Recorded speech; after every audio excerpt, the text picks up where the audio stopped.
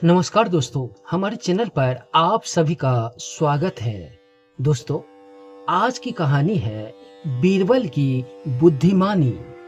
दोस्तों, चैनल को सब्सक्राइब नहीं किए हैं तो चैनल को लाइक सब्सक्राइब जरूर कर ले।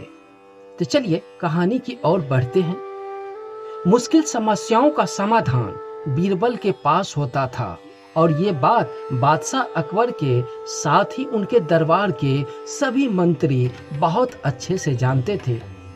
एक बार अकबर ने ऐसे ही मुश्किल समस्याओं का हल निकालने के लिए जिम्मेदारी सौंपी। हुआ यूं कि अकबर के राज्य का ही एक व्यापारी किसी काम से कुछ दिनों के लिए परदेश से बाहर गया हुआ था। जब अपना काम खत्म करके वह घर पहुंचा तो उसे अपनी पूरी तिजोरी खाली मिली। तिजोरी से पैसे, जेवर, सभी कीमती चीजें गायब थी। एक झटके में बेचारे व्यापारी की सारी मेहनत की कमाई चोरी हो चुकी थी। व्यापारी के घर पर 5 नौकर काम करते थे और सभी उसके घर पर ही रहते थे।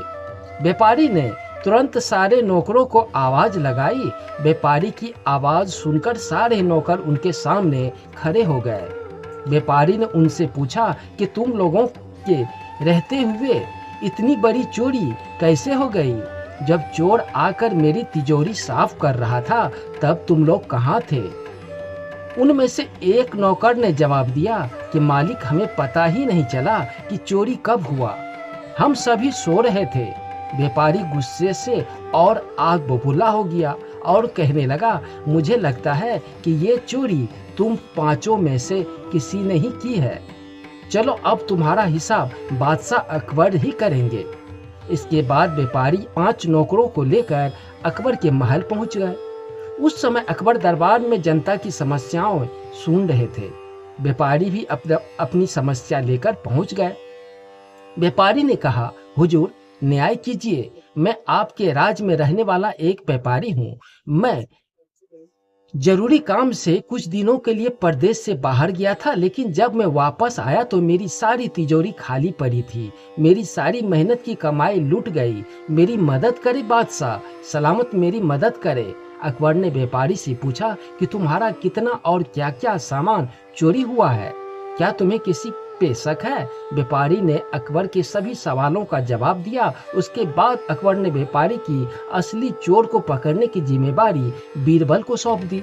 बीरबल अगले ही दिन ही व्यापारी के घर पहुंचा और उन्होंने सभी नौकर को बुलाया। बीरबल ने नौकर से पूछा कि जिस रात चोरी हुई थी उस वक्त सभी कहाँ थे?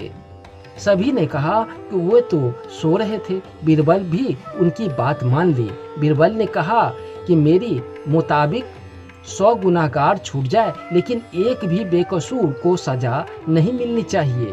तुम एक ही है, बाकी बेगुनाह है। इसलिए गुनाहगार को पकड़ने और बेकसूर को बचाने के लिए मुझे वो तरीका इस्तेमाल करना ही पड़ेगा जो मैं जीवन में सिर्फ एक बार ही कर सका हूँ। मेरे गुरु महाराज सरभंगी नदी लाल ने मुझे ये जादू 5 लकड़ी दी है। आज मैं इन जादुई लकड़ियों का इस्तेमाल करूँगा। मैं आप सभी को एक एक लकड़ी दूंगा और जो भी असली चोर होगा उसकी लकड़ी आज रात 2 इंच छोटी हो जाएगी। इस तरह से चोर पकड़ा जाएगा।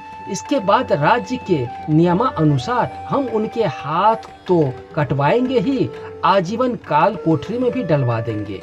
गुस्से से नाटक करते हुए बीरबल ने सबको एक एक लकड़ी दी और वहां से चले गए।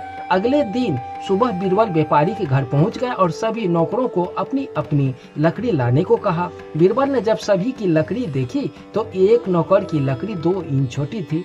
इसके बाद बीरबल ने तुरंत सिपाही को उस नौकर को पकड़ने का आदेश दिया, लेकिन व्यापारी इस घटना को समझ नहीं पाया।